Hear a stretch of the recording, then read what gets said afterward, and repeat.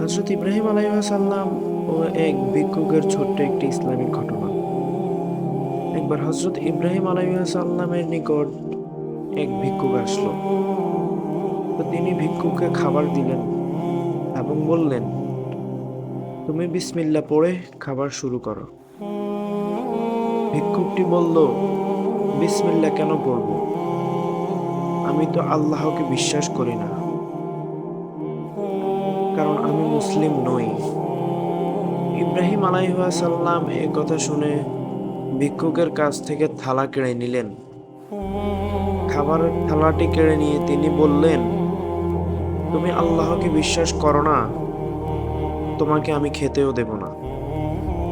কারণ তোমার মতন মানুষকে আল্লাহ পছন্দ করেন না, এবং আমি তার একজন রাসূল হয়ে আমি কিভাবে তা পছন্দ করতে পারি?"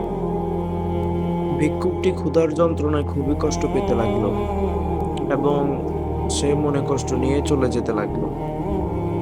ভিক্ষুকটি ঘরের দরজা থেকে বেরিয়েছে, এমত অবস্থায় আল্লাহ তাআলা তৎক্ষণাৎ ইব্রাহিম আলাইহিস সালামের উপর একটি ওহী নাজিল করলেন। ওহীটি ছিল, "হে ইব্রাহিম, সে আমাকে বিশ্বাস করে না, সেটা তার আর আমার মধ্যকার ব্যাপার। কেন তুমি তার থেকে খাবার ফিরিয়ে নিলে? যাও, তাকে ডেকে এনে খাবার দাও।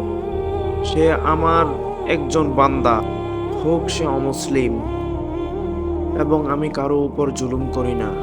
আমি আমার বান্দার উপর থেকে মুখ ফিরিয়ে নিলে আমার সকল বান্দাই ক্ষতির শামিল হয়ে পড়বে।" সুবহানাল্লাহ! আল্লাহ কত দয়াশীল!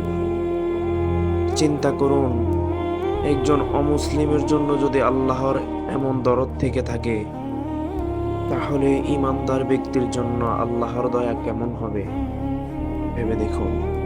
আপনি যদি ছোট্ট এই হাদিসটি শুনে থাকুন, তাহলে হাদিসটি শেয়ার করে দেওয়ার চেষ্টা করুন, কারণ ইসলাম ছড়িয়ে দেওয়া মুসলিম হিসাবে আমাদের কর্তব্য, এবং প্রতিটি ইসলামের বাণী ছড়িয়ে দেওয়া একটি ইবাদত ও এক একটি সদকার সমান।